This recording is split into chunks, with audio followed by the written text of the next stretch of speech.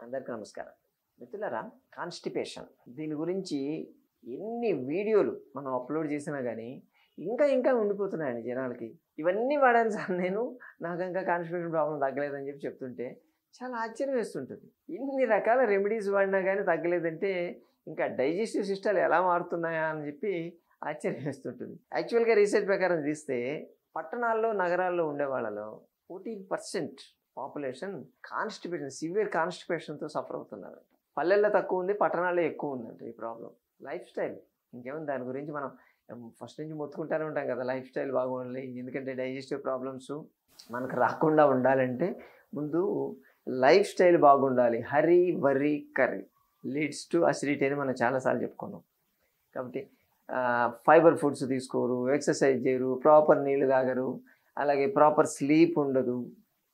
ఇవన్నీ రకరకంగా నేను చెప్పను దాని గురించి. చెప్పి నోటెడ్ అయిపోయి ఉంటాయి మీకు కూడా నాకు తెలిసి. సో ఈ కాన్‌స్టిపేషన్ తగ్గించుకోవాలంటే ఏం చేయాలి అంటే, మీకు ఒకటి బాగా పనిచేస్తుంది. మన మెడికల్ షాప్ అదేనండి, మన వంటింట్లో ఉండేటువంటి ఒక పదార్థాన్ని వాడుకోగలిగితే మీరు ఈ కాన్‌స్టిపేషన్ ప్రాబ్లము రాకుండా చూసుకోవచ్చు, వస్తే క్లియర్ చేయొచ్చు. సర్టన్ కోర్స్ లెక్క మీరు వాడారు అంటే కాన్‌స్టిపేషన్ ప్రాబ్లం రాకుండానే ఉంటుంది. ఏంటి ఆ పదార్థం ఏంటో తెలుసా? వంట సోడా, బేకింగ్ సోడా. మేము బేకింగ్ సోడా అని చెప్పగానే చాలామంది సార్ వాడొచ్చా సార్ అని అంటే, బేకింగ్ సోడా వాడమనే కదా చెప్పేది. సోడియం బైకార్బోనేట్ అది కెమికల్ కదా అంటే, కెమికల్ ఎన్ని వాడట్లేదు.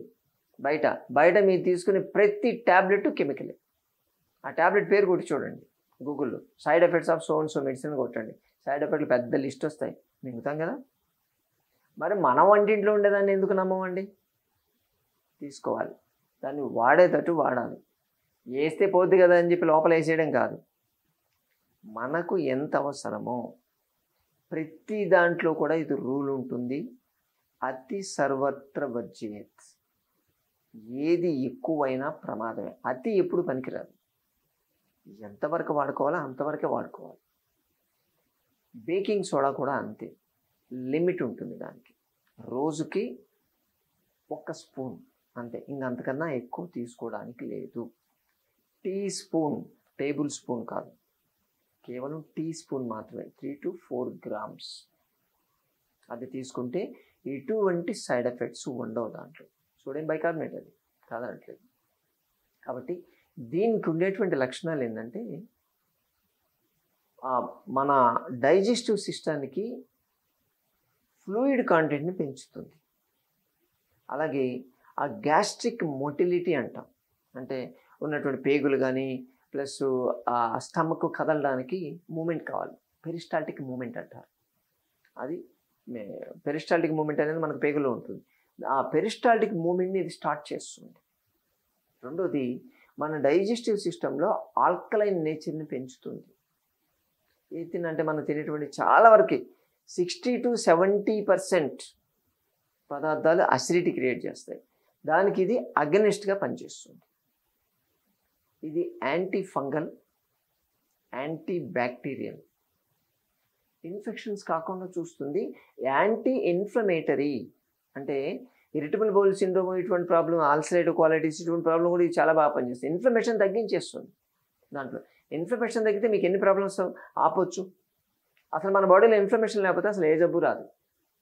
కాబట్టి ఇది యాంటీ ఇన్ఫ్లమేటరీగా పనిచేస్తుంది. డైజెస్టివ్ సిస్టమ్ ఇన్ఫ్లమేషన్ వస్తే దానివల్లే 1,00,000 ప్రాబ్లమ్స్ వస్తుంటాయి. ఎందుకంటే మనకు డైరెక్ట్ కాంటాక్ట్లో ఉండేది స్టమక్ మాత్రమే, మన లైఫ్ స్టైల్కి రెస్పాండ్ అయ్యేది స్టమక్ మాత్రమే. కాబట్టి దీన్ని వాడుకోవడం వల్ల మీకు కాన్‌స్టిపేషన్ ప్రాబ్లం చాలా ఫాస్ట్గా తగ్గుతుంది. ఎలా వాడుకోవాలి? మీకు 1 కప్పు వేడి నీళ్ళు తీసుకోండి, దాంట్లో 2 స్పూన్ల యాపిల్ సిడర్ వెనిగర్ వేయాలి. దానికి 1/2 స్పూన్ బేకింగ్ సోడా కలిపేసి దాన్ని వేడిగా తాగాలి. పొద్దున్నే తాగొచ్చు. అలా తీసుకోలేకపోతే 2 స్పూన్ల యాపిల్ సిడర్ వెనిగర్ సపరేట్, దానికి 1 స్పూను బేకింగ్ సోడా డైరెక్ట్ కలిపి నాకేయచ్చు. తీసుకున్న తర్వాత ఈ 2 చేసిన తర్వాత మీరు చేయాల్సింది ప్రతి 5 నిమిషాలకి 1 కప్పు వేడి నీళ్లు తాగాలి. గోరువెచ్చని నీళ్ళు కాదు, కొంచెం వేడిగా ఉండాలి. ఇటువంటి తాగితే మీకు కాన్స్టిపేషన్ ప్రాబ్లం క్లియర్ అవుతుంది. మూమెంట్ స్టార్ట్ అయిపోతుంది. దీన్ని యాక్చువల్గా ఇది పొద్దున్న చేయాల్సిన పని.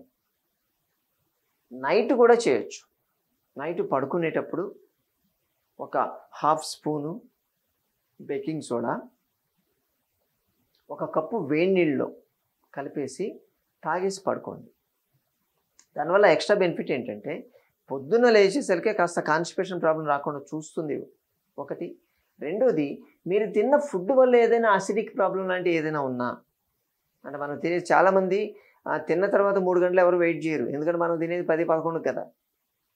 సో అందుకని గంటన్నరే ఉంటుంది. దానివల్ల అసిడిక్ లాంటి ప్రాబ్లం వచ్చింది అనుకోండి, దానికి అగ్నెస్ట్గా అయితే పనిచేస్తుంది. ఈ కాఫ్, కోల్డ్ లాంటివి ఉండి నైట్ కొంతమంది పడుకోగానే విపరీతమైన పొలమారిన దగ్గు వస్తూ ఉంటుంది. అటువంటి ప్రాబ్లం ఉన్న వాళ్ళకి ఇది పనిచేస్తుంది. ఆ దగ్గును సబ్సైడ్ చేస్తుంది. ఆయాసం ప్రాబ్లం, బ్రీతింగ్ ప్రాబ్లం, ఇటువంటి ప్రాబ్లం రాకుండా చూస్తుంది. అంటే ఇవన్నీ ఏదైనా బ్రీతింగ్ ప్రాబ్లం లాగానే హార్ట్ ప్రాబ్లం డౌట్ వస్తుంది మనకు. అటు గుండెదడ ఎక్కువైపోద్ది, బీపీ బ్రీత్, ఇటువంటి ప్రాబ్లమ్స్ అన్నీ చాలా ఉంటాయి. అసిడిటీ పైకి కొట్టింది అనుకోండి, గుండెలో మంట రాగానే మాకు మళ్ళీ హార్ట్ ప్రాబ్లం వచ్చింది, ఇటువంటి కంగారులు ఎక్కువ ఉంటాయి. అందుకని వాటికి కూడా అగ్నెస్ట్ రాదు, మీకు అసిడిటీ రాదు, కొంచెం దాన్ని సబ్సైడ్ చేస్తుంది. పొద్దున లేచేలకే కాస్త మోషన్ అంటే పెరిస్టాల్టిక్ మూమెంట్ని క్రియేట్ చేస్తుంది. దీన్ని వాడుకోవచ్చు మిత్రులారా, ధైర్యంగా వాడుకోండి. చెప్పాను కదా, క్వాంటిటీ ఎంత చెప్పామో అంత క్వాంటిటీయే వాడుకోవాలి. మరీ ఎక్కువ విపరీతంగా ప్రతిసారి స్పూన్ తాగుతారంటే చాలా తేడాలు వస్తాయి. కొంచెం జాగ్రత్తగా ఉండాలి. దీన్ని ఇలా వాడుకుంటేనే అది మెడిసిన్ లెక్క మీకు పనిచేస్తుంది, అద్భుతంగా పనిచేస్తుంది. వాడి చూడండి, కాస్త క్రానిక్ కాన్స్టిపేషన్ బాగా సివియర్ ఉంటుంది కొంతమందికి. అటువంటి వాళ్ళకి బేకింగ్ సోడా నిమ్మరసంతో తీసుకోవచ్చు. అది ఇంకాస్త ఎక్కువ పవర్ఫుల్గా దాన్ని స్టిమ్యులేట్ చేస్తూ ఉంటుంది. అది చేసేప్పుడు బేకింగ్ సోడా, నిమ్మరసం వేసి 1 డ్రాపు క్యాస్టర్ ఆయిల్, ఆమ్లం 1 డ్రాప్ కానీ వేయగలిగితే అది డైజెస్టివ్ సిస్టమ్ని క్లీన్ చేస్తుంది, లివర్ని కూడా యాక్టివేట్ చేస్తుంది. అన్ని బెనిఫిట్స్ దీంట్లో ఉన్నాయి. కాబట్టి వాడి చూడండి, సింపుల్ ప్రాబ్లం. మన వంటింట్లో లేని మెడిసిన్ ఎక్కడ ఉంటుందండి? అందుకే యూనివర్సల్ మెడికల్ షాప్ కదా. అలాగే ప్రతి సోమవారం, బుధవారం, శుక్రవారం, శనివారం 4 రోజుల్లో హైదరాబాద్ మైన జేబీటీ కాలేజ్ దగ్గర ఉన్న సంజీవని ప్రకృతి ఆశ్రమానికి రాగలిగితే ఇటువంటి మరెన్నో విషయాలు మీరు తెలుసుకోవచ్చు. మీకున్నటువంటి ఆరోగ్య సమస్య గురించి స్వయంగా చర్చించి పరిష్కార మార్గాలు, చికిత్సా విధానాలు తెలుసుకోవచ్చు. మరోసారి మరో వీడియోతో మళ్ళీ కలుసుకుందాం. నమస్తే.